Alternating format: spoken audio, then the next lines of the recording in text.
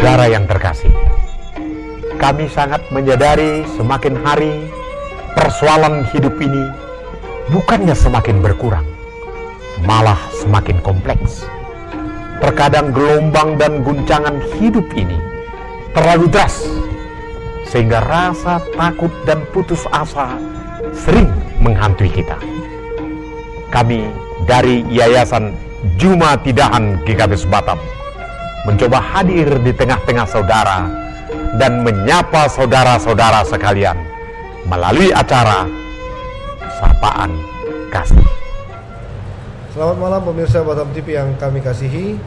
Pada malam hari ini Sapaan Kasih datang hadir di tengah-tengah saudara dalam topik pernikahan yang sehat. Bersama kita telah hadir Ibu Penginjil Wanita, Ibu Deni Dorudamanik. Di sini dalam perbincangan ini kita akan membahas kira-kira apa ciri-ciri dari pernikahan yang sehat, kemudian bagaimana untuk menciptakan suatu pernikahan yang sehat. Selamat malam, Bu. Selamat malam. Iya, jadi seperti dalam pembuka tadi, kira-kira apakah yang dimaksud dengan pernikahan yang sehat itu? Terima kasih, Pak. Oke, yang pertama-tama saya ingin mau menekankan bahwa pernikahan yang sehat itu adalah pernikahan yang tidak sempurna. Yang artinya jangan sampai kita ini mempunyai idealisme yang tidak realistik tentang pernikahan itu. Pernikahan yang sehat bukan berarti tidak menghadapi pertengkaran atau masalah atau perselisihan, Pak, ya. Yang mau saya tekankan, pernikahan sehat itu kita harus menghadapinya, bahwa pertengkaran, bahwa kesalahpahaman atau ada saja hal-hal yang perlu disempurnakan, yang berarti adalah yang diharapkan dan yang diminta bagaimana dalam keluarga sebagai suami dan istri itu menghadapi pertengkaran dan masalah itu dengan keterampilan untuk menyelesaikan masalah tersebut. Nah, oleh karena itu pertengkaran saya kira sesuatu hal yang tidak bisa kita hindarkan di tengah-tengah keluarga. Jadi ketika ada pertengkaran, bukan berarti keluarga itu bukan keluarga yang sehat, bukan pernikahan yang tidak sehat begitu. Nah, oleh karena itu pasangan yang tidak bisa atau tidak memiliki kesabaran atau memiliki keterampilan untuk mengatasi masalah-masalah dalam keluarga, inilah yang mengakibatkan adanya banyak keluarga yang kandas. Nah, oleh karena itu secara iman Kristiani, masalah selalu ada dalam keluarga, tapi pada prinsipnya bagaimana kita menyadari, bagaimana kita mengerti dan mencoba berjuang untuk menyelesaikan masalah itu secara bersama-sama.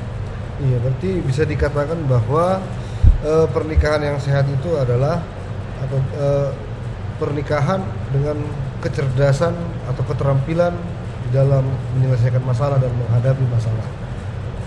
Baik, jadi kalau kedekatan secara fisik, apakah itu menjamin bahwa pernikahan itu akan sehat? Terima kasih, Pak, ya. Benar, tadinya kita sudah berbicara bahwa kita tidak bisa menghindari masalah, menghindari pertengkaran dalam keluarga. Itu realita, ya, Pak, ya, harus kita hadapi. Hanya tadi yang mau saya katakan, jangan persoalan dan pertengkaran itu berlarut-larut sehingga bisa membuat daya tahan tubuh pernikahan itu menjadi lemah dan tidak kuat.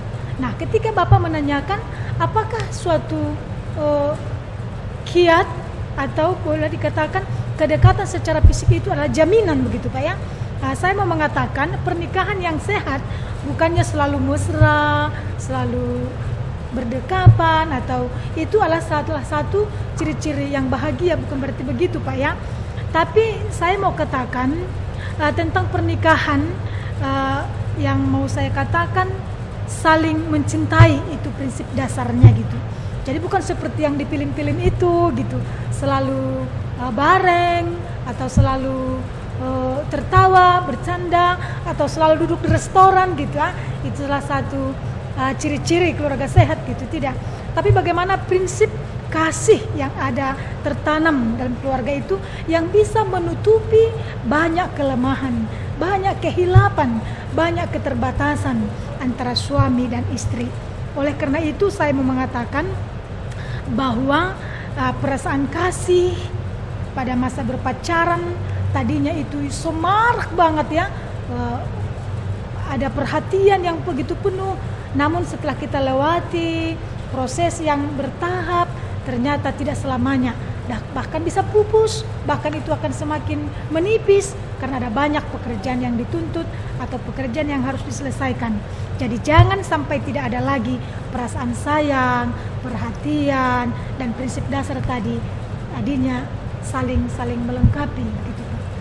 Iya Bu, jadi tadi kan kedekatan fisik bukan menjadi jaminan untuk terbentuknya suatu pernikahan yang sehat, tapi mungkin kedekatan fisik juga menjadi faktor pendukung untuk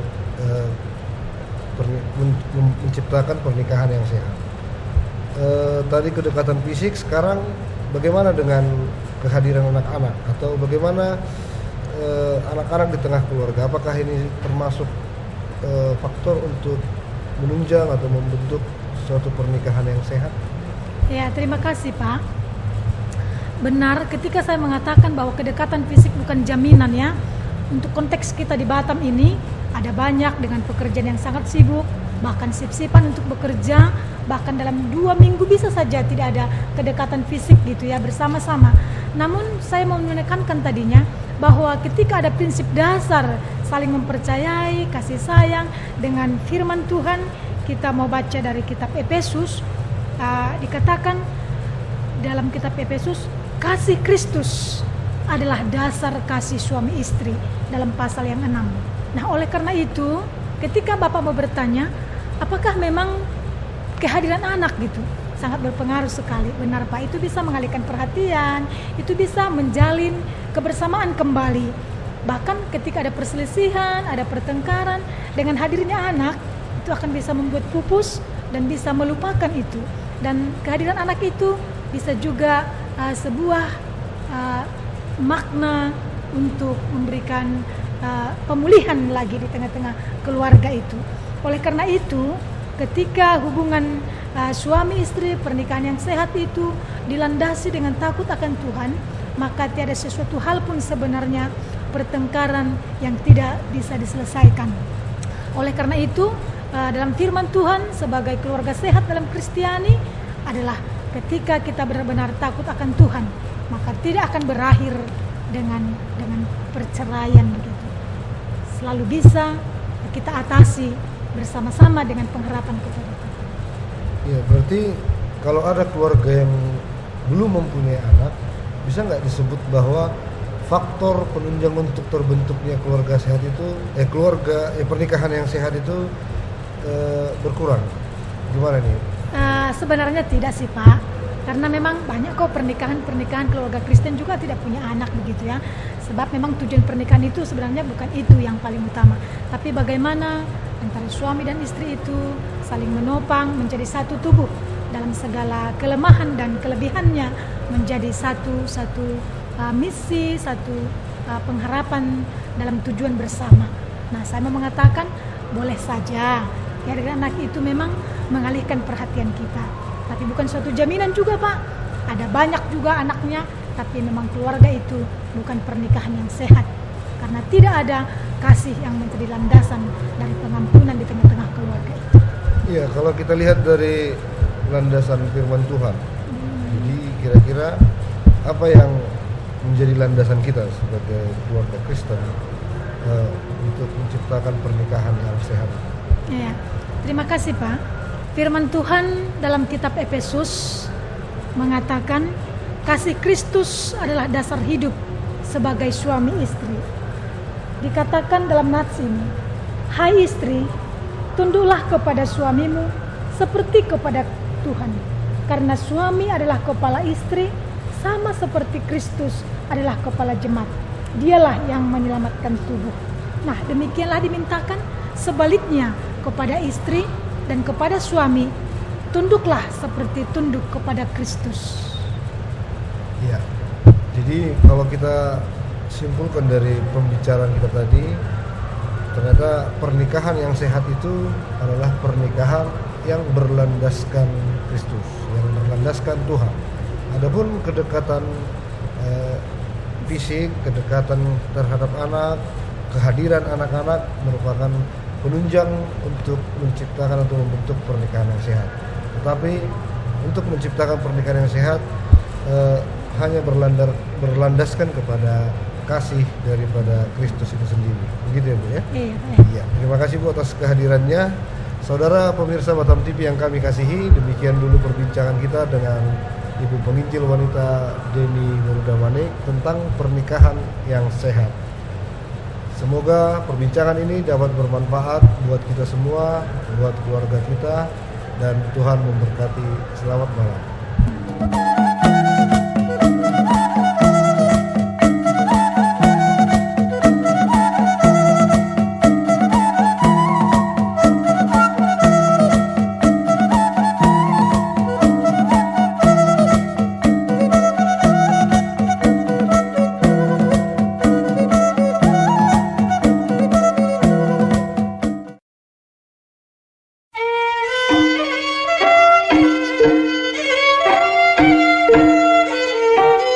Saudara yang terkasih, kami sangat menyadari semakin hari persoalan hidup ini bukannya semakin berkurang, malah semakin kompleks. Terkadang gelombang dan guncangan hidup ini terlalu deras, sehingga rasa takut dan putus asa sering menghantui kita.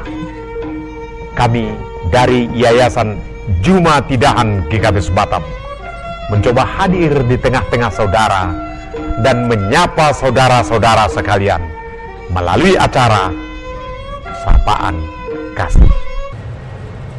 Pemirsa Batam TV yang kami kasihi, kita kembali hadir dalam acara Sapaan Kasih, dan pada malam hari ini kita akan membahas topik tentang wanita yang tidak menikah. Bersama kita telah hadir Bapak Pendeta HI Saragih. Selamat malam Pak Pendeta. Selamat malam. Tentu Kota Batam sebagai kota industri dengan kesibukannya memungkinkan bahwa, dan ternyata penduduknya juga lebih banyak Batam, pekerjanya juga lebih banyak wanita, dan pekerjanya juga lebih mayoritas wanita. Mungkin di dalam kondisi yang seperti ini, dan kita ketahui bahwa banyak wanita yang tidak menikah, bahkan memilih untuk tidak menikah. Ya, jadi mungkin pertanyaan kita yang pertama, kira-kira apa alasan wanita itu memilih hidup lajang? Ya, terima kasih. Pada umumnya kita mungkin sepakat bahwa semua orang termasuk wanita ingin menikah. Tapi banyak hal yang membuat seseorang tidak menikah karena harapannya, cita-citanya tidak ditemukan, tidak mendapatkan yang cocok, ya tidak selabel, dia tidak menemukan sesuatu yang dia harapkan. Dia punya kriteria tertentu tentang pria idamannya. Kalau kita mau katakan contoh, pasti semua wanita akan mengharapkan seorang laki-laki yang benar-benar dia lihat menjadi kepala keluarga, pemimpin, sebagai imam. Jadi bisa saja dia belum menemukan kriteria ini, sehingga dia mengatakan atau menunda belum menikah atau tidak menikah. Jadi biasanya itu merupakan suatu kegagalan untuk menemukan seseorang yang dianggapnya ideal. Artinya dengan kata lain bisa disebut keinginannya belum ketemu. Apa yang dipikirkan, apa yang diceritakan belum ketemu, sehingga dia memutuskan tidak menikah. Tapi kira-kira apakah ini merupakan suatu perencanaan memilih hidup lajang ini atau gimana? Apakah ini direncanakan ini Pak? Ya, seperti yang kita katakan tadi, biasanya ini karena kegagalan. Tapi di pihak lain tidak tertutup kemungkinan dia tidak menikah, dia memutuskan tidak menikah, tapi dalam hatinya sebenarnya ada, tapi dia tidak mengutarakan ini kepada siapapun. Jadi oleh karena dia tidak mengutarakan ini kepada siapapun, kepada keluarga yang manapun, jadi kesimpulan kita, dia memutuskan untuk tidak menikah. Tapi ini mungkin jarang. Iya. Ada sebagian orang mengatakan bahwa karir itu adalah musuh pernikahan. Bagaimana menurut Bapak tentang ini? Bisa saja, tapi ini jarang terjadi dalam kehidupan kita, termasuk warga di Batam ini yang datang dari penjuru Indonesia berkumpul di Batam ini. Bisa saja ada seseorang yang bekerja di Batam ini ada rasa tanggung jawab terhadap keluarganya. Mungkin anaknya masih kecil, anaknya masih membutuhkan banyak biaya untuk sekolah, sedangkan orang tuanya tidak mampu dan mungkin juga orang tuanya sudah meninggal. Oleh karena itu dia berusaha untuk bekerja, berkarir untuk mencukupkan selaku tanggung jawab terhadap adik-adiknya. Oleh karena itu bisa juga pernikahan itu sebagai permusuhan perkawinan ya boleh-boleh saja, tapi berkarir yang sedemikian sebenarnya adalah keinginan juga untuk membangun keluarga, itu pasti di dalam hatinya. Jadi hanya penundaan sebenarnya, rasa tanggung jawab terhadap keluarga, dia mengutamakan karirnya. Sebenarnya itu pada dasarnya. Ya Pak Pendeta, di tengah-tengah kebiasaan kita atau kultur kita secara umum di Indonesia, mungkin di Batam juga kan berbeda dengan di negara-negara maju. Artinya kalau di negara kita ini, untuk wanita yang tidak menikah itu menjadi pertanyaan besar. Wanita tidak menikah mungkin bisa jadi cemooh, mungkin bisa disebut aneh, tingkah laku yang aneh dan suatu keputusan atau pilihan hidup yang tidak baik mungkin. Kira-kira bagaimana wanita yang tidak menikah menghadapi sikap masyarakat yang seperti itu? Ya, mungkin ada beberapa tentang ini. Ada seseorang, ya mungkin beberapa orang menghadapi kesulitan, tantangan, problem seperti ini, dia biasa-biasa saja. Cuek saja, dia happy saja. Kenapa? Dia mampu menikmati kesendiriannya, mampu menikmati keberadaannya itu. Karena apa? Tidak banyak urusan. Dia bisa dalam kebebasan. Itu satu. Tapi ada juga yang kedua. Dimungkinkan juga seseorang yang demikian stres. Kenapa? Tuntutan orang tua, tuntutan keluarga, tuntutan siapa saja yang mengasihi dia, yang selalu mengingatkan kapan kita pesta, kapan menikah, kapan ini. Sedangkan dia sebenarnya tidak terpikir lagi untuk itu. Jadi bisa juga stres. Tapi untuk menghindari stres tersebut, dia mungkin menghindari pertemuan-pertemuan dengan keluarga. Jadi dia menikmati kesendiriannya. Bisa, ya, jadi respon tentang itu bisa, ya paling tidak ada 2 poin seperti yang saya katakan tadi. Ya, ternyata tidak sedikit wanita yang tidak menikah atau wanita lajang. Dia punya kedudukan yang tinggi. Selain punya kedudukan yang tinggi, dan dia juga tidak mempersoalkan ini dan merasa hidupnya lebih baik daripada yang menikah. Kira-kira bagaimana seharusnya sikap dari wanita yang seperti ini di tengah-tengah keluarga? Ya, ini sangat penting karena melalui perenungan kita ini bukan diajak untuk egoisme, untuk menyendiri, tapi orang yang seperti itu sebenarnya harus mampu memahami orang lain. Orang yang belum berkeluarga atau yang tidak berkeluarga tersebut harus mampu memahami orang yang sudah berkeluarga, yang banyak tanggung jawab, yang banyak tuntutan, yang banyak hambatan. Oleh karena itu mungkin karirnya, pekerjaannya sedikit agak terganggu, agak terbengkalai daripada pekerjaan seseorang yang tidak menikah ini. Jadi sebenarnya harus saling memahami, harus bisa saling membantu, saling menolong. Pada dasarnya ini yang perlu direspon oleh seseorang yang tidak menikah untuk menghadapi mungkin kekurangan orang lain, kelemahan orang lain, ataupun keterlambatan orang lain dalam sesuatu hal pekerjaan yang diembankan kepada dia. Jadi itu harus disadari perbedaan itu.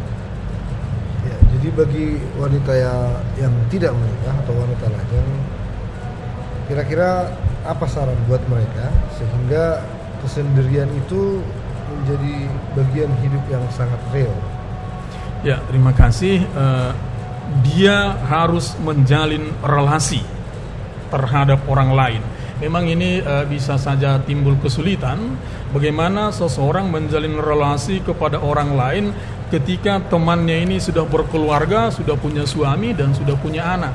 Itu bisa saja menjadi penghambat. Tapi sebenarnya dia masih bisa menjalin kerjasama dengan orang lain, relasi dengan orang lain dalam hal kehidupan sosial, dalam hal pelayanan, dalam hal persekutuan, sehingga dia tidak menjadi menyendiri. Ketika dia menyendiri, bisa dia pandang orang lain dianggap remeh, dipandang rendah. Jadi dia harus sebenarnya terus berbuat, menggabungkan diri dalam hal-hal sosial, pelayanan dan persekutuan. Ketika itu menjadi bagian dari kehidupannya, dia semakin berarti, semakin bermakna dalam kehidupannya walaupun dia belum atau tidak menikah. Artinya bisa disebut juga jangan menyendiri walaupun hidup sendiri, mungkin kira-kira gitu Pak. Betul. Artinya tetap harus menjalin hubungan relasi. Terlepas apakah masyarakat menerima keberadaannya atau tidak, tapi dia harus tetap berusaha membangun relasi terhadap masyarakat. Iya Pak Pendeta, sebelum kita mengakhiri perbincangan ini, kira-kira mungkin ada kesimpulan-kesimpulan yang... Ya, terima kasih. Kesimpulan tentang perbincangan kita pada saat ini, tentu kita akan mengambil dari firman Tuhan. Saya ingin mengajak kita untuk merenungkan dari Filipi 4 ayat 11 sampai ayat 13. Kukatakan ini bukanlah karena kekurangan, sebab aku telah belajar mencukupkan diri dalam segala keadaan. Aku tahu apa itu kekurangan dan aku tahu apa itu kelimpahan. Dalam segala hal dan dalam segala perkara, tidak ada sesuatu yang merupakan rahasia bagiku, baik dalam hal kenyang maupun dalam hal kelaparan, baik dalam hal kelimpahan maupun dalam hal kekurangan. Segala perkara dapat kutanggung di dalam Dia yang memberi kekuatan kepadaku. Oleh karena itu, bagi orang yang menyendiri atau belum menikah, diingatkan supaya mampu mensyukuri keberadaannya itu. Bahasa keberadaan itu sebenarnya tidak salah di hadapan Tuhan, tidak menjadi satu hal yang patut disalahkan, menjadi satu hal yang patut kita tangisi. Tapi kita harus mensyukuri itu, menerima kekurangan atau kelebihan kita itu di hadapan Tuhan. Karena apa? Tuhan mengajarkan kita untuk mencukupkan banyak hal dalam kehidupan kita. Kekurangan kita itu di hadapan Tuhan menjadi kelebihan, sukacita bagi kita dan bagi orang lain. Ya, terima kasih Pak Pendeta atas kesimpulan dan kehadirannya pada malam hari ini. Saudara pemirsa Batam TV yang kami kasihi, demikian dulu acara Sapaan Kasih kita pada malam hari ini. Semoga bermanfaat buat kita dan bermanfaat buat keluarga kita, sanak saudara kita, dan untuk kita semua. Selamat malam dan Tuhan memberkati.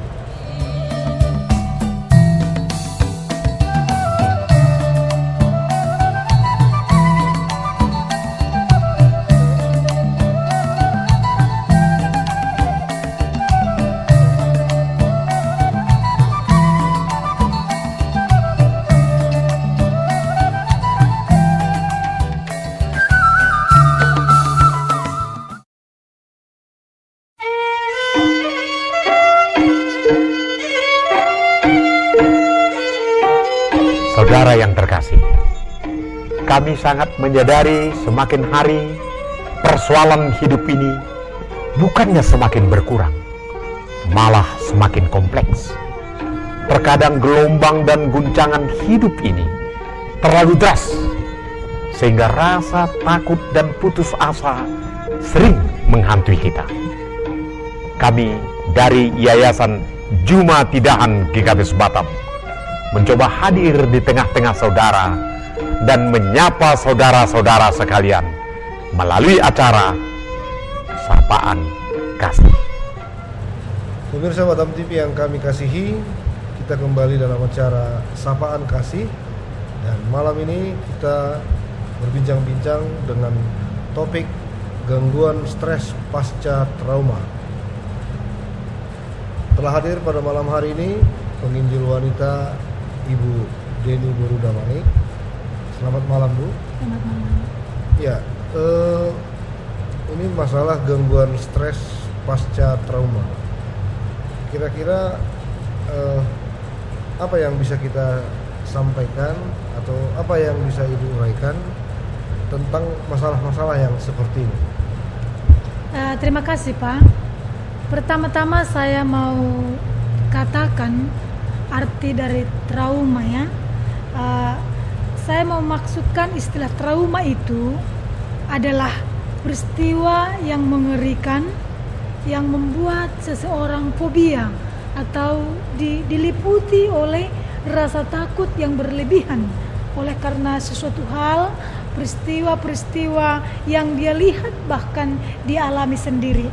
Jadi dari diagnosis ilmu gangguan jiwa disebut trauma itu adalah post traumatic stress disorder, yang artinya gangguan stres pasca trauma, yakni stres yang muncul bahkan berkelanjutan, bahkan membuat seseorang terganggu baik secara fisik dan psikisnya, yang membuat dia itu terkendala akibat pengalaman yang dialami, masa lampau yang pernah terjadi dia lihat dalam peristiwa yang nyata. Artinya dengan kejadian-kejadian masa lampau yaitu menghasilkan atau menciptakan diri orang menjadi fobia atas trauma tersebut, berarti bisa dia berpengaruh di dalam kehidupan pernikahannya, kehidupan keluarganya, kira-kira begitu ya. Itulah efek dari trauma, gangguan stres pasca trauma. Contoh-contoh konkret dari masalah ini kira-kira ada nggak yang bisa diceritakan? Nah, iya Pak, terima kasih. Ada banyak hal, ada banyak kasus yang pernah saya baca, yang pernah saya lihat, dan yang pernah saya dengar. Contohnya saja, bisa saja orang mengalami masa lalunya, melihat atau menyaksikan, mengalami tentang pemerkosaan, atau dia dicegat oleh segerombolan pemuda-pemuda atau laki-laki yang jahat begitu. Nah, sehingga bahkan dia mengalami menjadi orang yang objek atau subjek daripada pemerkosaan itu. Nah, trauma masa lalu ini akan membuat dia menjadi orang yang takut, bahkan tidak bisa menikmati hidup ini dengan wajarnya saja. Dia menjadi orang yang tidak percaya diri, menjadi orang yang emosionalnya sangat sensitif begitu. Nah, bisa saja masa lalu itu menjadi trauma, peristiwa yang sangat menghantui dirinya sendiri. Dan berat sekali Pak, faktor dan pengaruh ini terhadap kejiwaan, bahkan perjalanan yang ditempuh dalam keluarga. Sifat dan peristiwa itu akan sangat mempengaruhi dengan keadaan seseorang itu Pak. Iya Bu, jadi mungkin di tengah-tengah masyarakat kita, di tengah-tengah keluarga kita juga mungkin ada yang mengalami yang seperti ini. Nah, sekarang kira-kira bagaimana untuk menghilangkan rasa trauma itu, ketakutan itu, sehingga kita pun menjalani hidup ini bisa lebih baik daripada sebelumnya. Iya, terima kasih Pak. Memang benar, ketika seseorang mengalami hal demikian sangat menyedihkan sekali, dan ini mengakibatkan banyak kerugian atau faktor-faktor yang sangat beban kepada seseorang. Bisa saja itu sampai menghantui dalam tidurnya, dia bermimpi, bahkan dia bisa tidak percaya diri. Nah, seperti Bapak tanyakan tadi, bagaimana kira-kira menyembuhkanlah, kita katakan Pak ya, menghilangkan bahkan menyelesaikan itu, rasa trauma dalam diri seseorang itu. Ini butuh waktu yang panjang Pak.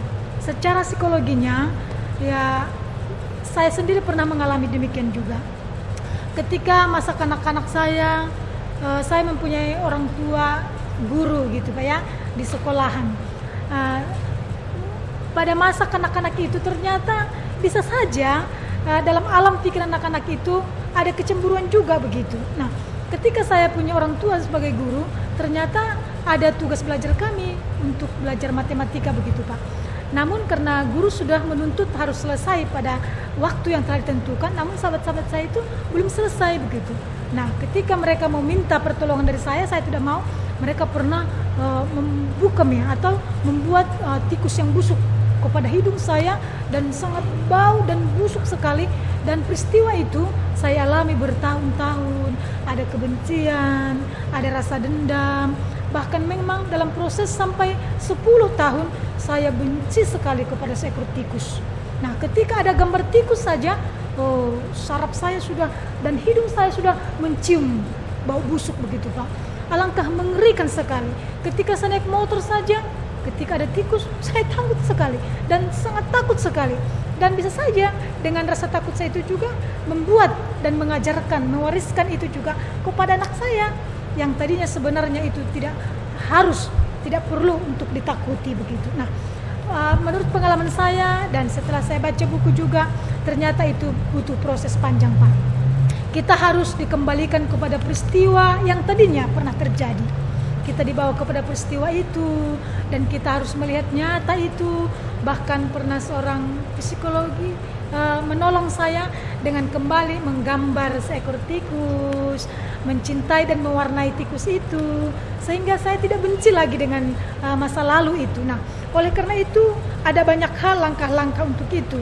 Dibutuhkan juga bantuan seorang terapi, segianya dia kembali lagi kepada peristiwa-peristiwa yang telah dia lalui itu, mengeluarkan emosinya, bahkan mungkin dia marah sekali, bahkan mungkin dia menangis dan dia harus muntah kembali untuk membereskan ada hal-hal yang tersimpan dalam hatinya yang begitu melekat dan tertanam.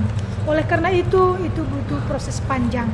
Namun kita menyadari dan kita tahu dan kita aminkan Allah kuasa melakukan segala hal. Inilah yang boleh ketika kita mengenal trauma yang kita alami itu dan kita tidak akan diam dan bertahan dalam peristiwa itu. Nah, itulah langkah-langkah. Ada yang menjadi ahli seperti yang saya katakan tadi, seorang ahli terapi, seorang psikolog.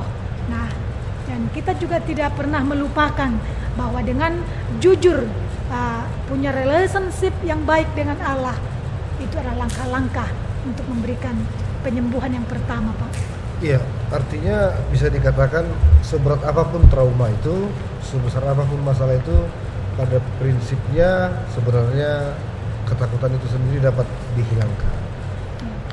Cuman tadi Ibu sudah menerangkan dari sisi psikologinya, ada terapinya seperti mewarnai tikus sehingga muncul kecintaan kembali. Artinya bukan ketakutan, bukan kejijikan, tapi bisa menghadirkan rasa suka dan rasa tidak takut kembali. Itu dari sisi psikologisnya. Terus tadi Ibu katakan selain dari sisi psikologis, tapi meningkatkan relasi kita kepada Tuhan juga, mendekatkan hubungan kita kepada Tuhan merupakan faktor utama juga di dalam salah satu cara untuk melupakan trauma, melupakan kepahitan-kepahitan masa lalu sehingga bisa terobati dan bisa hidup normal dengan tanpa ketakutan. Kira-kira gitu, Bu, ya. Hasil perbincangan kita ini. Ada yang mau disampaikan lagi, Bu, tentang ini? Ya, terima kasih. Betapa sangat menyedihkannya ternyata orang yang mengalami trauma atau kepahitan masa lalunya itu adalah memposisikan dirinya menjadi orang yang tidak berdaya, orang yang tidak berarti begitu ketika dia diam dan hidup selamanya dan bertahan untuk itu. Nah, ternyata tiada masalah yang tidak bisa diselesaikan apapun itu ketika kita mau jujur dan ketika kita mau sungguh-sungguh percaya dan beriman kepada Tuhan, kepada Allah. Ternyata tak terbatas kuasanya menyelesaikan segala hal dalam hidup kita. Ya, terima kasih, Bu, atas kehadirannya dalam perbincangan ini. Baik pemirsa Batam TV yang kami kasihi, demikian dulu perbincangan kita dengan Ibu penginjil wanita Ibu Deni Garuda Manik tentang gangguan stres atau gangguan stres pasca trauma. Demikian dulu perbincangan kita. Semoga perbincangan ini dapat bermanfaat bagi kita dan menjadi berguna buat kehidupan kita dan keluarga kita. Terima kasih dan Tuhan memberkati.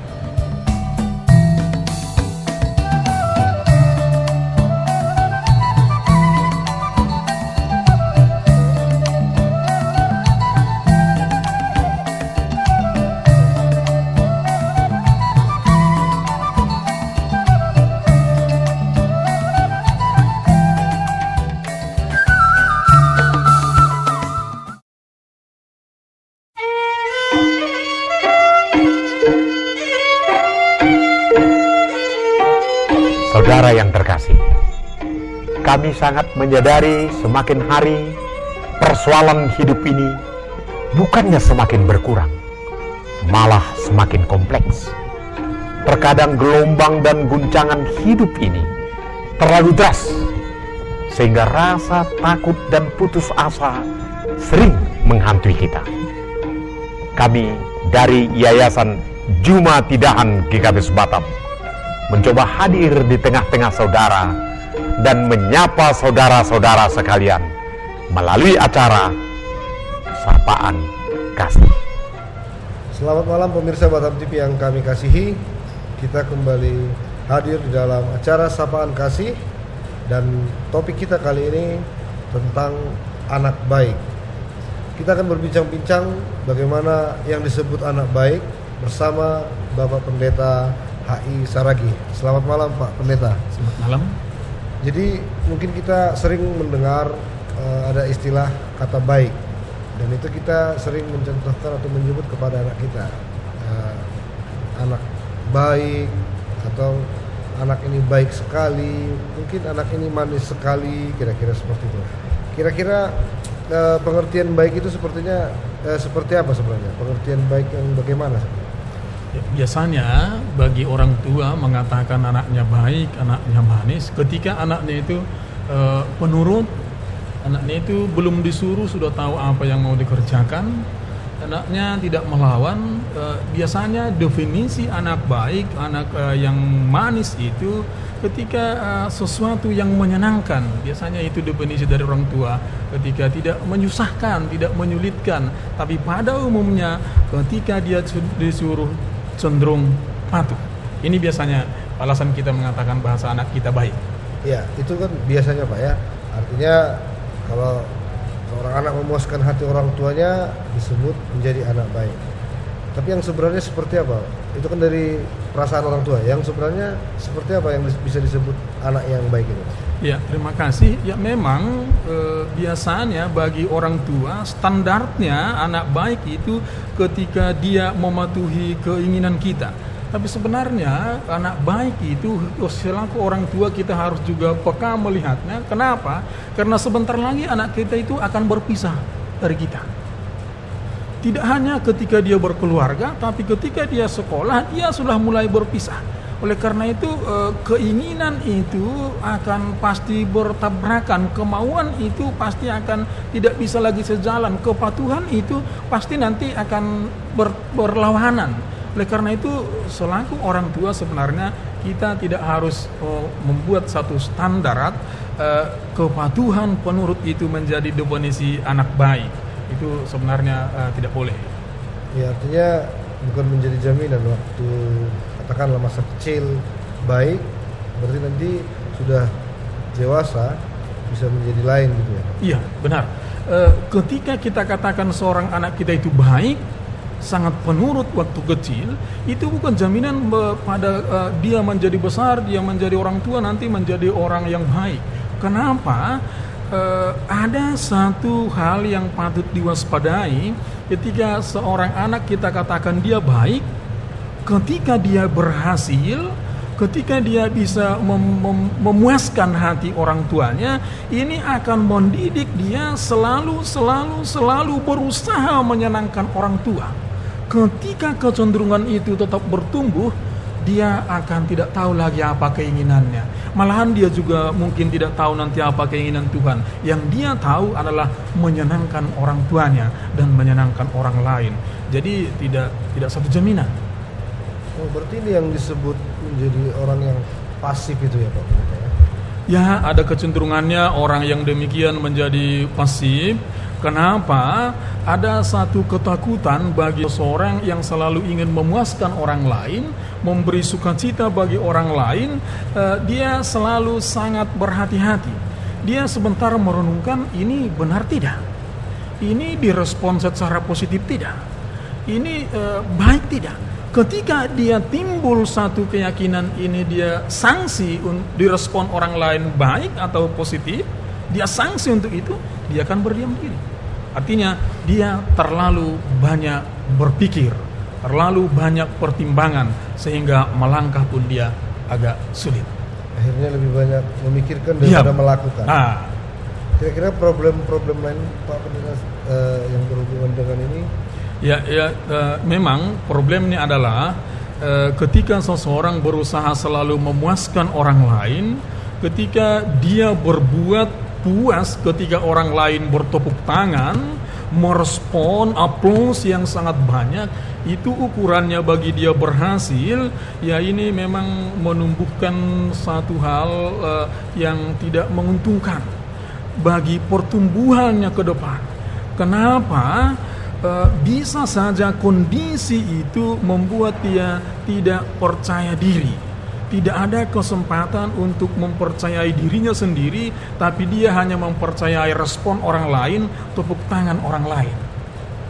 Berarti harus mendapat pujian sehingga dia menyatakan bahwa ini benar. Ini benar.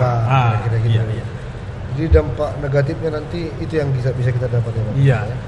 Ya, jadi benar. Dampak negatifnya nanti dia akan berusaha selalu berhasil sempurna, tapi karena kesempurnaan itu tidak bisa diraih, karena kesempurnaan itu pasti menemukan kegagalan, gagal sehingga capek sendiri, dia menjadi down, dia menjadi pasif, dia tidak mau berbuat. Oleh karena itu kecenderungannya adalah dia memendam masalahnya itu, dia menjadi patah, dia ambruk dan menyusahkan orang lain dan menyulitkan orang lain. Kalau bagi orang yang tidak dekat dengan dia mungkin tidak ada masalah, tapi bagi orang lain yang dekat dengan dia, umpamanya suaminya, umpamanya istrinya, yang selalu menuntut standar selaku orang-orang yang sangat baik ini, ya ini menjadi problema. Dan itu bisa membuat dia terisolir, tidak berterima di tengah-tengah orang lain. Kenapa? Dia sudah putus, dia sudah tidak ada pengharapan lagi. Berarti fatal juga berarti akibatnya Pak Pendeta. Iya, jadi bisa fatal. Oleh karena itu, supaya itu tidak menjadi berkembang menjadi suatu hal yang sangat merugikan, sebenarnya orang tua harus menahan diri, tidak membebani dengan tuntutan-tuntutan, tidak membebani dengan sesuatu harapan-harapan, tidak membebani dengan harapan yang muluk-muluk, sehingga si anak ini tidak berjuang untuk itu, tapi biarkan dia bertumbuh, biarkan dia berbuat semaunya, tentu dalam koridor, dalam selalu pagar yang kita ingatkan dalam perjuangannya. Itu salah satu mungkin apa yang harus dilakukan orang tua. Iya. Kalau menghadapi anak yang seperti ini. Kira-kira selain itu Pak Pendeta? Ya, jadi bagi kita selaku orang tua, kita bisa menahan diri untuk memuji anak kita ketika dia berhasil. Bukan berarti tidak boleh. Bisa saja dia memuji dia, membanggakan dia, tapi ada satu hal menjadi catatan yang mau saya utarakan di sini. Kita memuji dia karena karakternya. Karena anak kita seorang penyabar, ya boleh kita banggakan dia. Anak kita rajin, boleh kita banggakan dia. Anak kita suka menolong, ya kita banggakan dia. Biasanya orang yang membanggakan anaknya dalam hal karakternya, bukan di hasilnya. Ketika kita membanggakan anak kita ketika dia poin 10, artinya ini hasilnya kan. Jadi kita membanggakan dia ketika dia rajin belajar, bukan ketika dia poin 10. Tapi ketika dia rajin, ini yang perlu kita banggakan. Jadi itu harus kita benarkan sebenarnya. Berarti antara hasil dan proses mungkin. Ya, prosesnya itu yang kita banggakan, ya hasilnya itu saja. Nanti. Kemudian bagaimana sikap kita kalau anak yang tadinya baik tapi menemui kegagalan? Ya, ini yang penting. Ketika kita membanggakan anak kita rajin, kalau kita mau bikin contohnya dia rajin belajar, tapi toh nilainya tidak bisa kita banggakan, tidak memuaskan, kita tidak perlu menampakkan diri kita merasa kaget, tapi kita mendorong dia, kita mengajak dia, kita berdiskusi dengan dia. Dengan perkataan lain, kita tidak menyalahkan dia dalam kondisi yang demikian, tapi kita memakluminya dalam kondisi yang demikian. Kenapa? Karena dia sudah berjuang, toh hasilnya masih sebegitu, ya kita syukuri. Oleh karena itu, dia tidak merasa bersalah. Sebatas proses itu dilakukan dengan baik. Dengan baik. Walaupun hasilnya Hasilnya tidak baik sebenarnya. Itu harus dihargai oleh orang tua. Orang tua. Iya. Jadi orientasinya adalah proses. Proses. Bukan hanya hasil gitu ya Pak. Iya. Iya, tadi itu kan dari faktor orang tua. Nah, kalau kita lihat dari sisi landasan firman Tuhan kita, diambil dari mana nih Pak Pendeta? Ya, terima kasih. Kita baca dari Mazmur 103 ayat 14. Sebab dia sendiri tahu apa kita. Dia ingat bahwa kita ini debu. Debu artinya sebenarnya orang yang tidak berharga. Tuhan tahu itu. Oleh karena itu Tuhan tahu kita debu, tapi Tuhan menerima kita. Kita yakin Tuhan tidak membuang kita. Jadi inilah yang pantas kita syukuri. Jadi orang tua pun menerima kita dalam keberadaan kita. Siapapun menerima kita dalam keberadaan kita. Ini yang pantas kita syukuri. Karena kita itu boleh bersuka cita menerima keadaan kita, menerima keberadaan kita. Tapi yang pasti kita sudah berjuang. Itu namanya sudah menjadi anak baik. Iya, jadi sudah cukup banyak perbincangan kita Pak Pendeta. Kalau bisa saya simpulkan dari yang awal tadi, pertengahan hingga akhir, pada dasarnya bahwa orang tua ternyata tidak baik untuk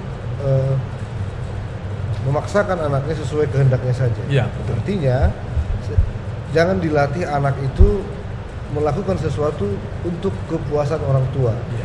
Tadi sudah kita bicarakan bahwa yang pertama, si anak menjadi pasif, si anak menjadi perfeksionis, artinya pengen selalu sempurna. Padahal kenyataan yang dihadapi mungkin nggak selalu sempurna. Dan mungkin yang berikut, si anak menjadi dia menjadi menerima aplaus, baru dia merasa senang. Padahal tadi kita sebut juga, kita bahas bahwa orang tua juga harus menghargai proses anak dengan dicontohkan tadi antara belajar dengan hasilnya. Dan demikian juga dalam landasan Alkitab kita bahwa Tuhan sendiri mau menerima kita sebagai debu. Harusnya demikian juga kita sebagai orang tua terhadap anak-anak kita.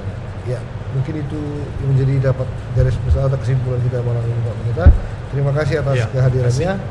Pemirsa Batam TV yang kami kasihi, kita telah berbincang-bincang dengan Bapak Pendeta H.I. Saragi tentang anak yang baik, tentang definisi bagaimana anak yang baik yang sebenarnya, baik di hadapan Tuhan maupun di hadapan orang tua. Semoga perbincangan ini dapat bermanfaat buat kita, sehingga dapat meningkatkan kualitas kita dalam mendidik anak kita dimanapun kita berada. Terima kasih dan Tuhan memberkati.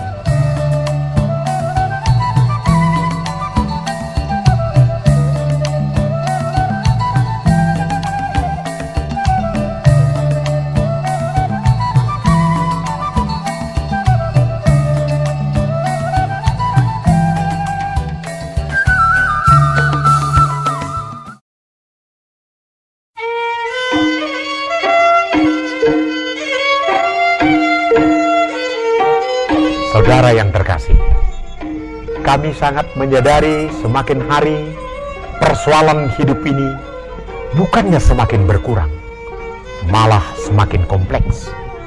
Terkadang gelombang dan guncangan hidup ini terlalu deras, sehingga rasa takut dan putus asa sering menghantui kita. Kami dari Yayasan Juma Tidahan GKBS Batam mencoba hadir di tengah-tengah saudara dan menyapa saudara-saudara sekalian melalui acara Sapaan Kasih. Selamat malam pemirsa Batam TV yang kami kasihi. Malam ini acara Sapaan Kasih akan hadir di tengah-tengah saudara dengan tema yang lebih menarik lagi yang berjudul Memahat Anak. Bersama kita telah hadir Ibu Penginjil Wanita, yaitu Ibu Deni Borudamanik. Selamat malam, Bu. Selamat malam, Pak. Jadi mungkin ada pertanyaan, kira-kira mengapa memilih topik memahat anak? Iya, terima kasih, Pak. Membesarkan anak atau membentuk karakter anak menuntut kita terlibat di dalam kehidupan anak. Menuntut kita untuk lebih sungguh. Bahkan dalam Alkitab dikisahkan tentang bagaimana tanah liat yang harus dibentuk. Nah, demikian juga sebenarnya tentang karakter anak, ada yang harus dibentuk atau yang harus dipahat. Ada hal-hal yang harus dikikis dari kehidupan, dari sifatnya, dari kepribadian anak itu. Nah, bisa saja dengan berbagai hal. Memahat itu, mengikis hal-hal yang tidak baik itu, tidak hanya dengan metode marah atau membentak-bentak anak kita. Oleh karena itu, Pak, dalam diri anak itu haruslah dengan sedikit metode, dengan istilah yang saya pakai, memahat. Dia bukan harus dengan kekerasan, bahkan harus dengan perasaan, mungkin harus dipuji, bahkan mungkin harus dininabobokan dengan cerita dan dongeng-dongeng. Kita mengarahkan kepribadian, bahkan mungkin kemalasan atau tuntutan-tuntutan untuk pergi shopping atau bermain. Dengan metode, dengan saya mengatakan memahat itu adalah satu bentuk secara psikologinya untuk memberikan pengajaran dan didikan kepada anak kita. Iya, artinya kalau kita lihat harapannya perubahan bentuk itu seperti perubahan di memahat, dia nggak langsung drastis gitu ya, Bu ya. Sifat-sifat yang melekat pada diri anak sebenarnya gimana tuh menerangkannya, Bu? Terima kasih, Pak. Ada banyak memang sifat-sifat anak, sebenarnya kita pun tidak menghendaki dia melakukan seperti itu. Bahkan anak itu juga sebenarnya tidak dia pelajari gitu. Tapi itu ada dalam dirinya, seperti ada anak yang pantang menyerah. Ayo, kamu harus belajar. Tapi dia mengatakan capek, terlalu letih. Bahkan dia ingin hanya main saja. Dengan usia-usia anak seperti itu, ada hal-hal yang mau kita berikan disiplin tertentu. Untuk waktu, untuk cara, atau untuk kebersamaan dalam sisi perkembangan anak tersebut. Jadi jangan harus dipaksa, tapi kita harus mengerti dan memahami seusia anak itu apa sebenarnya kebutuhan dan kemauannya. Jadi ada dua ekstrim yang berbeda, artinya satu gampang menyerah dan yang satu lagi bahkan sulit untuk menyerah gitu. Gimana apanya? Iya benar, Pak. Ini ada kelihatan bagi anak-anak. Tapi sebenarnya kedua-dua ini adalah karakteristik yang tidak baik. Mengalah juga sebenarnya, atau pantang menyerah juga, terlalu mudah menyerah, itu adalah sikap yang membuat anak kita juga tidak mempunyai kepribadian yang tangguh. Nah, oleh karena itu dalam kehidupan anak, ada anak-anak itu cepat berbohong, murah memperlakukan hidupnya berpura-pura, karena memang dalam kepribadiannya itu sudah tertanam hal-hal yang membuat dia takut, yang membuat dia diancam oleh papanya, mamanya ketika dia melakukan sesuatu hal. Maka dengan refleks pemikiran dan kejiwaannya mencari dan mengalihkan bagaimana dia bisa selamat dari kebohongan dan kepura-puraannya itu, Pak. Nah, jadi kedua-duanya itu sebenarnya karakteristik yang perlu dipahat. Kita harus meluruskan itu supaya dia bisa memiliki pikiran dan sifat yang sehat. Ya, tapi orang tua juga sering sekali menyerah melihat tingkah dan sifat anaknya. Jadi orang tua sering mengatakan bahwa sudahlah, itu sudah memang sifatnya seperti itu.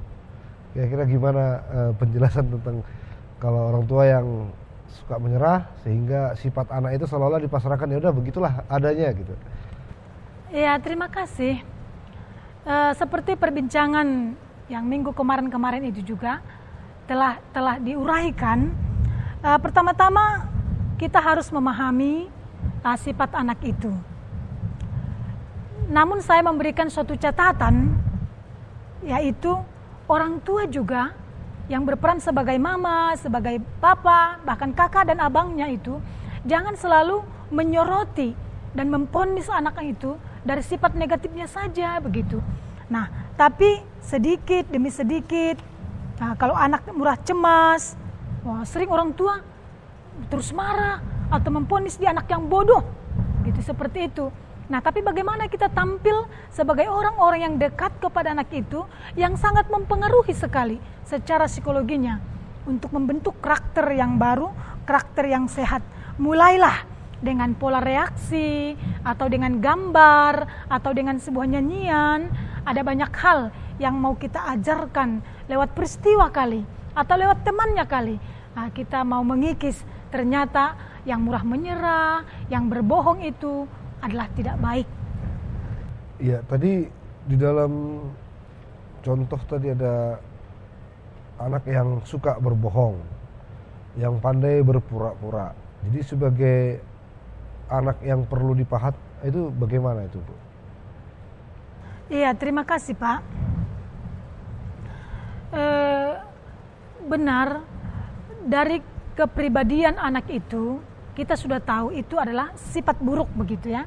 Nah, tadi kita pada prinsipnya sudah melihat bahwa sifat buruk itu akan bisa semakin berkembang. Nah, ada banyak orang tua atau abang kakak atau bahkan mungkin sebagai baby sister yang menolong anak-anak di rumah kita itu sudah membuat peraturan-peraturan yang harus dia kerjakan, bahkan mungkin itu sebenarnya belum pas dengan usia anak itu sebenarnya sebuah kekerasan juga, Pak. Nah, oleh karena itu perlu kita sadari di dalam memberikan pahatan itu, seperti yang pertama saya katakan itu, kita dibutuhkan waktu, harus dengan kasih sayang, bahkan dengan dia harus didekap di saat dia bersalah, Pak, gitu. Di saat dia sebenarnya mau mencoba mengekspresikan rasa takutnya itu, rasa cemasnya, takut kalau dimarahi, tapi kita datang dan hadir, mendekap dia dan mengatakan, jangan takut. Nah, kebohongan, kepura-puraan itu dosa dan suatu kesalahan di hadapan Tuhan. Iya, Bu. Mungkin pemirsa di rumah pengen tahu nih, dalam hal memahat itu sendiri, kira-kira apa yang perlu diperhatikan orang tua? Iya, terima kasih, Pak. Di saat kita sudah melihat dan menyaksikan bagaimana sifat buruk itu diperlihatkan oleh anak kita, mungkin dia berbohong, nah, atau ketika dia itu marah, bahkan sambil membantingkan tubuhnya, sampai urat-urat lehernya itu sampai tegang begitu karena dia menangis, histeris begitu. Nah, bagaimana kehadiran seorang ibu, seorang bapak untuk menyampaikan pahatan-pahatan itu dengan tidak harus memarahi atau tindakan yang membuat anak kita itu menjadi orang yang terdakwa gitu. Dia diponis dengan kesalahannya itu gitu.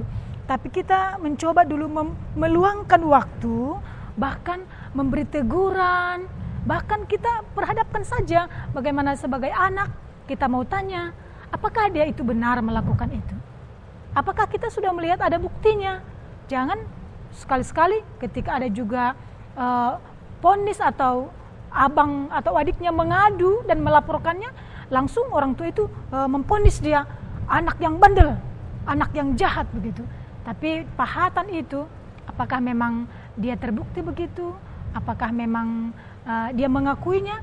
Nah, yang menjadi pertanyaan, maukah nggak dia jujur atau maukah dia mengakui? Mau atau tidak dia mengakui, kita harus mengajarkan dan kita harus menanamkan kalau itu perbuatan yang salah. Nah, untuk besok-besok kembali lagi kita membuat suatu peringatan. Kalau sekali lagi akan terjadi seperti itu, kita akan membuat sanksinya begitu. Iya, jadi kalau kita lihat dari penjelasan itu, ternyata orang tua harus pintar menerima laporan dan mendudukkan persoalan gitu ya Bu ya. Jadi nggak langsung memvonis, tidak langsung menghukum atau menghakimi. Jadi terima kasih Bu atas penjelasannya. Pemirsa Batam TV yang kami kasihi, ternyata untuk membentuk seorang anak tidak boleh dengan cara instan, harus membutuhkan perasaan, pemikiran, dan konsep seperti halnya memahat suatu bentuk. Yang pertama sekali kita harus mengetahui konsepnya, kemudian mulai membentuk dengan perasaan-perasaan yang kita rasakan terhadap anak kita, sehingga menghasilkan suatu hasil pahatan yang cukup baik. Terima kasih pemirsa Batam TV, semoga penjelasan pada malam hari ini cukup membantu kita di dalam menjalani hidup kita dan menghadapi anak-anak kita. Terima kasih.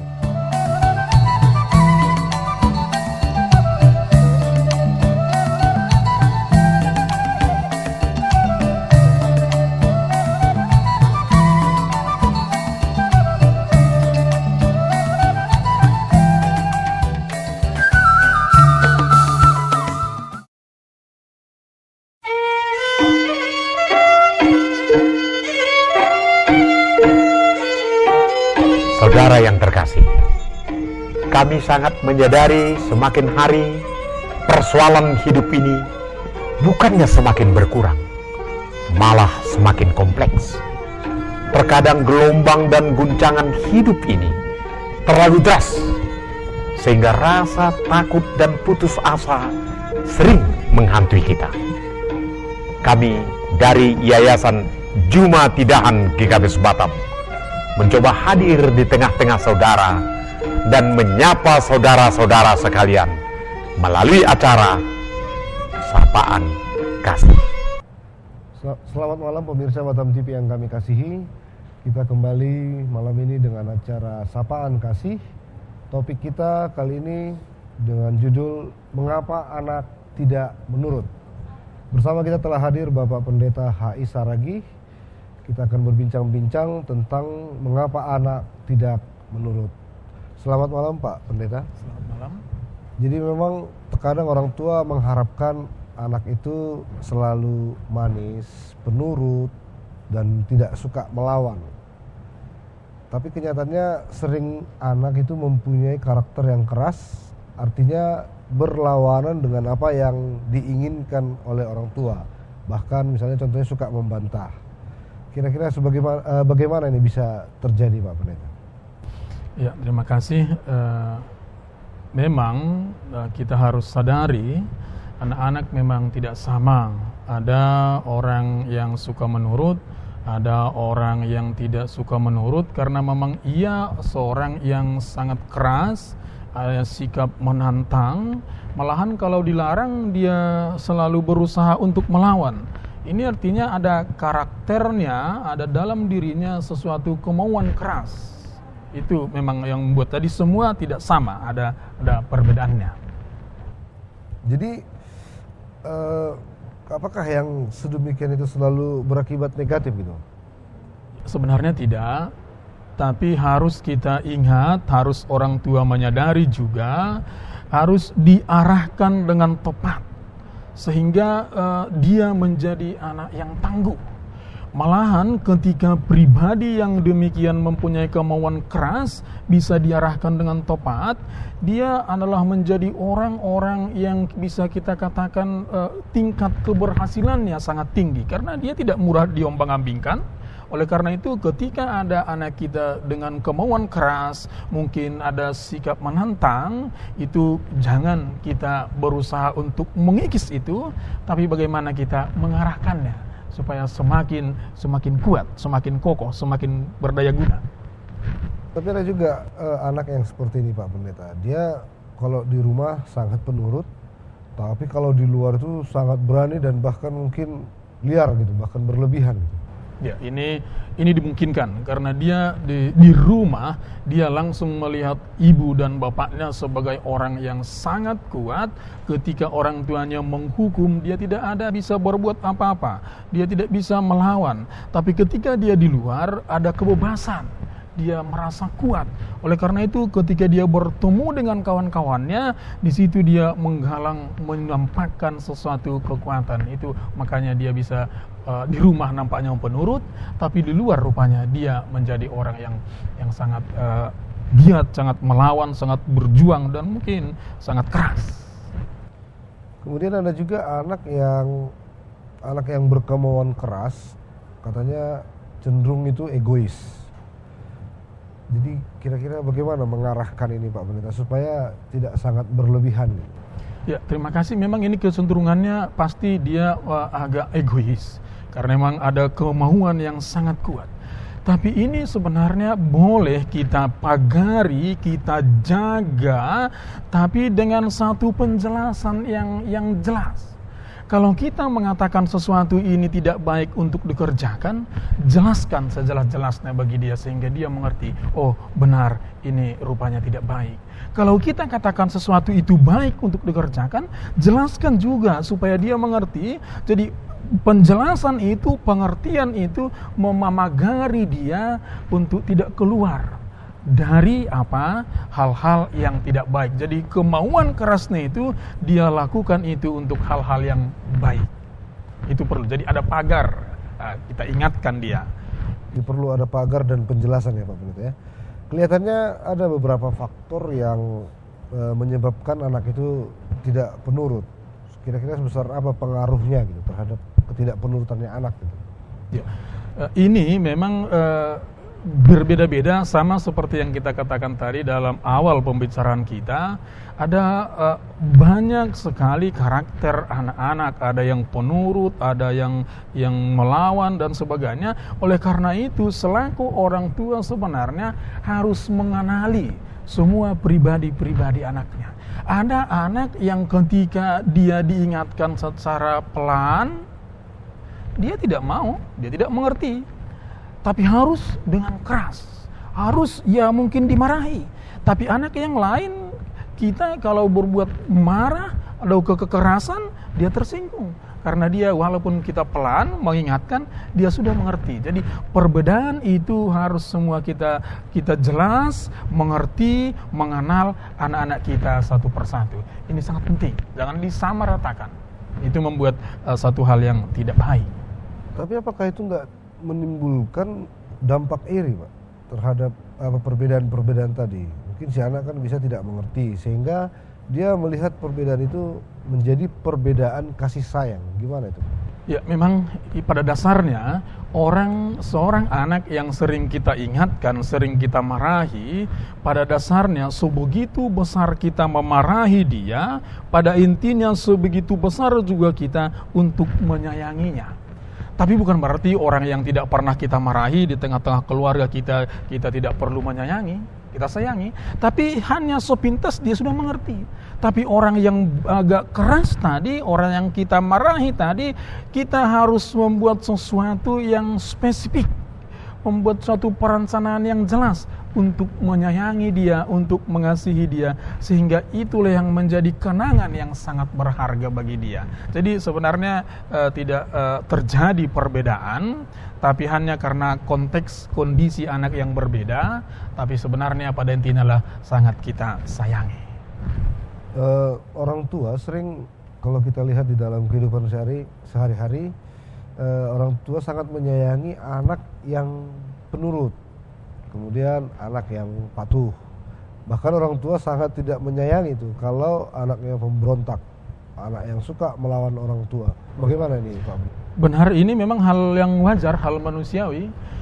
Kenapa? Bagaimana kita mungkin mengasihi, menyayangi seseorang walaupun dia anak kita, kalau kita di dalam kejengkelan memarahi dia? Sangat sulit menyayangi dia. Tapi selaku orang tua sebenarnya ketika kita memarahi dia pada waktu tertentu, ya kalau kita mau katakan 3 atau 4 jam kemudian, kita harus menampakkan kasih sayang kita kepada dia. Oleh karena itu ketika itu terjadi, ketika yang lain kita nampaknya kurang menyayangi, tapi itu semua sirna. Kenapa? kita memarahi tadi, kita tidak langsung menyayangi atau minta maaf, tapi ada waktu senggang 2, 3 atau 4 jam. Oleh karena itu tidak bercampur aduk kemarahan, memukul dengan kasih sayang tadi. Kemudian kan ada yang misalnya kan anak itu sering kalau dilarang tapi tetap melakukan. Misalnya memegang api gitu, kemudian kita larang, tapi dia tetap melakukan. Sehingga ada orang tua biarkan saja, kalau dia udah kena api panas, jadi dia belajar dari apa yang dirasakannya. Jadi tanpa dilarang dia sendiri sudah takut terhadap apa yang mau dia pegang. Kira-kira bagaimana ini Pak? Ya, ini benar, tapi satu hal yang menjadi catatan kita, itu boleh kita lakukan kalau kita yakin akibatnya tidak terlalu parah, tapi hanya sederhana. Tidak akibatnya berkepanjangan. Kalau mau kita ambil satu contoh, kalau orang tua mengatakan kepada anaknya yang tidak mau belajar, biarkan saja, kan dia nanti tahu tanggung resikonya. Ketika dia menanggung resikonya, kan dia sadar sendiri. Apa akibatnya ketika nanti dia tidak naik kelas? Akibatnya sangat berkepanjangan, jadi terlalu fatal. Oleh karena itu boleh saja kita biarkan, tapi harus kita awasi dengan akibatnya yang seminimal mungkin, sedikit mungkin. Artinya efeknya tidak fatal. Tidak fatal, iya. Tidak fatal, boleh-boleh saja seperti itu, gitu Pak. Kemudian apa lagi Pak yang perlu kita perhatikan lagi Pak? Ya, ini sangat penting. Kadang-kadang orang tua mengingatkan anaknya, memarahi anak-anaknya yang dikasihinya, cenderung bukan sebenarnya memarahi, tapi kadang-kadang menghina dengan kata-kata yang menyakitkan. Kamu tidak tahu apa-apa, kamu bodoh, memaki-maki, kamu tak berguna. Sebenarnya semua itu adalah memupuk cara mendidik anak supaya tidak menurut, menumbuhkan kejengkelan. Dan yang lain lagi, selaku orang tua sebenarnya harus menjadi teladan, menjadi contoh. Kalau mau kita bikin contoh, dia menyuruh anaknya untuk tidak menonton TV, tapi belajar. Tapi bapaknya asik menonton TV. Bagaimana ini mungkin? Oleh karena itu, saudara-saudara yang dikasihi oleh Tuhan kita Yesus Kristus, memang siapapun, anak yang bagaimanapun, di keluarga yang bagaimanapun, orang tua sebenarnya tidak harus terlalu menuntut untuk menjadi penurut, untuk menjadi anaknya selalu menurut secara mutlak. Itu tidak harus. Kenapa? Orang tua juga dimungkinkan salah. Orang tua juga dimungkinkan tidak benar di hadapan anak-anaknya. Oleh karena itu ada satu firman Tuhan yang mau kita baca untuk merenungkan tentang hal ini dari Mazmur 1 ayat 3. Ia seperti pohon yang ditanam di tepi air laut, yang menghasilkan buahnya pada musimnya, dan yang tidak layu daunnya, apa saja yang diperbuatnya berhasil. Inilah harapan orang tua. Bukan hanya harapan Tuhan, harapan orang tua, tapi harapan Tuhan bagi generasi, bagi anak-anak kita yang bagaimanapun karakternya, supaya mereka berbuah. Bagaimana supaya mereka tetap berbuah pada musimnya, berguna pada saatnya, ketika mereka tidak putus hubungan dengan Tuhannya. Sama seperti pohon tadi yang tumbuh di tepi sungai. Selalu ada hubungannya, selalu ada makanannya. Inilah yang menjadi sukacita bagi orang tua dan sukacita juga bagi Tuhan. Ya, terima kasih Pak Pendeta. Mungkin penjelasannya cukup membantu dalam hal menghadapi anak, dan demikian juga membantu orang tua, membantu anak di dalam kehidupannya. Saudara pemirsa Batam TV yang kami kasihi, sampai di sini dulu perbincangan kita tentang mengapa anak tidak menurut. Ternyata anak juga tidak harus menurut, karena orang tua tidak selalu benar. Untuk itu yang perlu seperti yang ditekankan tadi, bahwa bagaimana antara anak dan orang tua saling memahami sehingga anak menjadi buah yang seperti diinginkan oleh Tuhan. Sampai di sini dulu, terima kasih dan selamat malam.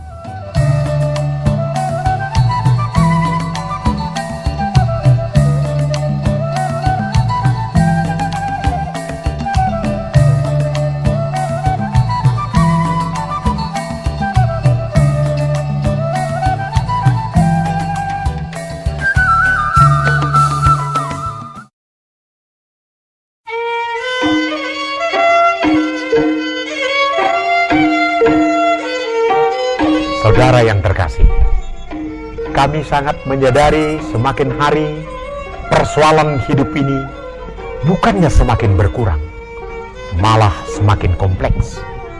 Terkadang gelombang dan guncangan hidup ini terlalu deras, sehingga rasa takut dan putus asa sering menghantui kita. Kami dari Yayasan Juma Tidahan GKBS Batam mencoba hadir di tengah-tengah saudara dan menyapa saudara-saudara sekalian melalui acara Sapaan Kasih. Selamat malam pemirsa Batam TV yang kami kasihi. Anda kembali bersama kami bersama acara Sapaan Kasih. Bersama kita telah hadir Ibu Penginjil Wanita Ibu Deni Borudamanik. Selamat malam Bu. Selamat malam. Ya, dan kita akan berbincang-bincang tentang memberi kepercayaan kepada anak. Orang tua sering sekali ketakutan di dalam melepas anaknya, artinya sering disebut protektif terhadap kebebasan anak. Sebenarnya pada dasarnya adalah kekhawatiran akan pengaruh, kekhawatiran akan situasi di luar. Kira-kira salahkah orang tua was-was, ataukah salahkah orang tua khawatir, sehingga salahkah orang tua tidak memberi kepercayaan kepada anaknya dengan kondisi yang seperti tadi, Bu? Ya, terima kasih Pak. Tentu saja tidak salah. Manusiawi toh. Sifat yang wajar memang sebagai orang tua yang baik, memiliki naluri untuk melakukan perlindungan atau mungkin suatu tindakan-tindakan yang biasanya ungkapan pengorbanan atau kasih sayang, perhatian kepada anak-anaknya. Nah, bagaimana orang tua sebagai martir bagi anak-anaknya perlu juga disadari bahwa apa yang merupakan hal yang wajar untuk dilindungi terhadap perbuatan atau ada bahaya yang bisa mengancam kehidupan anak kita seusianya. Jadi sebagai orang tua, sebagai ibu atau bapak, ya ada rasa khawatir dan rasa takut, bahkan berlebihan sekali, was-was banget kalau anaknya bisa berbahaya gitu. Itu wajar saja tuh Pak. Ya, kalau memang orang tua itu harus memberi kepercayaan, kira-kira usia berapa kepercayaan itu pantas diberikan kepada seorang anak? Usia itu tergantung dengan tanggung jawab apa yang pas, yang boleh dengan usianya. Di mana mereka melakukan hal-hal harus memberikan kesempatan atau memberikan kepercayaan dengan usia yang pantas untuk dia. Contohnya anak kita berusia 4 tahun, kadang dia berontak, pengen mandi sendiri, dia sudah pengen ganti pakaian sendiri. Nah, terkadang sebagai ibu, loh bagaimana di kamar mandi? Bagaimana nanti dia bisa mandi sendiri? Bisa ini, terlalu khawatir. Nah, tapi sebenarnya dengan usia seperti itu sudah memberikan kepercayaan yang pantas memang dengan usianya. Dengan dia boleh mencoba mencuci sandalnya sendiri, itu suatu memberikan tanggung jawab dengan usia yang masih pas. Nah, yang menjadi persoalan, jangan berikan tanggung jawab kepada anak seusia 4 tahun, harus memasak makanannya sendiri. Ada orang tua sebagai ibu, anaknya masak super mie sendiri di dapur. Itu terlalu berbahaya, Pak. Artinya bisa dikatakan bahwa tidak ada ukuran yang pas terhadap usia, tapi sejak dini sudah diajarkan memberi kepercayaan kepada anak sesuai kemampuan dan sesuai juga usianya gitu ya Bu ya. Kemudian kalau misalnya berdasarkan sesuai kemampuan dan sesuai usianya tadi tetap orang tua itu tidak memberi kepercayaan, kira-kira apa dampaknya ini terhadap anak itu? Terima kasih Pak. Itulah salah satu efek negatif apabila orang tua terlalu khawatir atau terlalu melindungi anak. Bahkan dengan perbincangan ini kita mengatakan tidak memberi kepercayaan kepada anak. Nah, cenderung anak itu menjadi orang yang bertumbuh tidak bertanggung jawab. Bahkan dibalik itu dia selalu bersikap khawatir selalu. dan dia tidak bisa menghadapi tantangan atau masalah. Bahkan anak seperti ini selalu tidak bisa mandiri, Pak. Bahkan bisa dikatakan dia harus ketergantungan kepada orang-orang yang lebih dekat kepadanya. Akhirnya dia dalam perkembangan tumbuh kembangnya, bahkan dia sampai usia dewasa, dia tidak memiliki kepribadian yang tangguh. Dia tidak memiliki suatu pandangan yang bertindak oleh karena inisiatifnya sendiri begitu. Ya. Itu tadi kalau dampak tidak diberikan kepercayaan. Kemudian tentu kalau dampak diberikan kepercayaan, kira-kira dampak positifnya apa itu, Bu? Kalau kita memberikan kepercayaan kepada anak, Bu? Iya, terima kasih. Dengan memberikan peluang atau kesempatan atau kepercayaan kepada anak-anak kita dalam hal melakukan pekerjaan-pekerjaan yang wajar dengan usianya, itu adalah suatu pahatan juga, seperti perbincangan kita minggu kemarin, memahat anak menjadi memiliki kepribadian yang tangguh, yang bisa mandiri, dan ketika dia menghadapi tantangan, dia itu bisa menjadi orang yang memilih dan menentukan, atau kita katakan saja dia bisa bersikap terhadap hal-hal yang boleh memberikan keberuntungan atau kepada keputusan dan kesimpulan-kesimpulan terhadap hal-hal yang memiliki acuan yang jelas, yang benar. Nah, oleh karena itu, Pak, dengan memberikan kepercayaan ini kepada anak akan membuat dia menjadi orang yang bisa berkarya. Dia bisa menjadi orang yang boleh memimpin, kita katakan seperti itu. Bahkan dia bisa menjadi orang yang bertanggung jawab. Itulah kesimpulan yang lebih konkretnya tentang seseorang memiliki pribadi-pribadi yang telah dipahat dan dimartir dengan didikan dan pengajaran orang tua. Iya, ternyata dampak memberikan kepercayaan kepada anak itu cukup besar terhadap masa depan anak kalau di masa dewasanya. Kalau kita catat tadi ada dampaknya itu anak menjadi mandiri, kemudian dapat bersikap, dapat memilih, bertanggung jawab. Kira-kira dari sisi Alkitabnya untuk sebagai ayat pendukungnya, kira-kira apa yang bisa diambil, Bu, dari Alkitab untuk sebagai ayat pendukungnya gitu? Iya, terima kasih, Pak. Tadi telah kita simpulkan, ternyata dengan memberikan kepercayaan kepada anak akan membuat dia tumbuh kembangnya, boleh menjadi orang yang bertanggung jawab. Nah, dalam Alkitab juga dinyatakan, kita membaca dari kitab Matius pasal 25 ayat 23, Yesus membuat sebuah perumpamaan dengan berkata demikian. Maka kata tuannya itu kepadanya, baik sekali perbuatanmu itu, hai hambaku yang baik dan setia. Engkau telah setia memikul tanggung jawab dalam perkara yang kecil. Aku akan memberikan kepadamu tanggung jawab dalam perkara yang besar. Nah, pemirsa yang terkasih, demikianlah ternyata melalui perbincangan ini, bahwa memberikan tanggung jawab atau memberikan kepercayaan secara bertahap-bertahap, setelah dia boleh bertanggung jawab dalam perkara-perkara kecil, ternyata dalam Alkitab juga disaksikan Yesus sendiri akan memberikan tanggung jawab yang lebih besar dalam perkara-perkara yang lebih besar. Demikianlah dalam kehidupan ini, ketika kita sudah boleh memiliki kepercayaan atau hidup dalam tanggung jawab, sebab itulah yang berkenan di mata Tuhan. Iya, jadi sebenarnya sudah cukup jelas bagi kita kira-kira manfaat dari memberi kepercayaan kepada anak.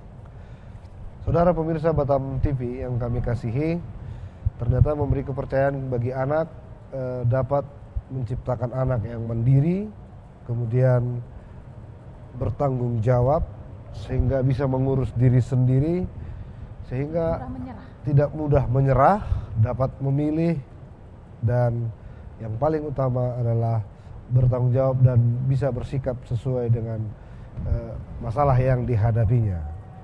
Saudara pemirsa, demikian dulu perbincangan kita tentang topik kita malam ini, yaitu memberi kepercayaan kepada anak. Dan sampai bertemu pada topik-topik yang lebih menarik lagi di hari-hari berikutnya. Terima kasih dan selamat malam.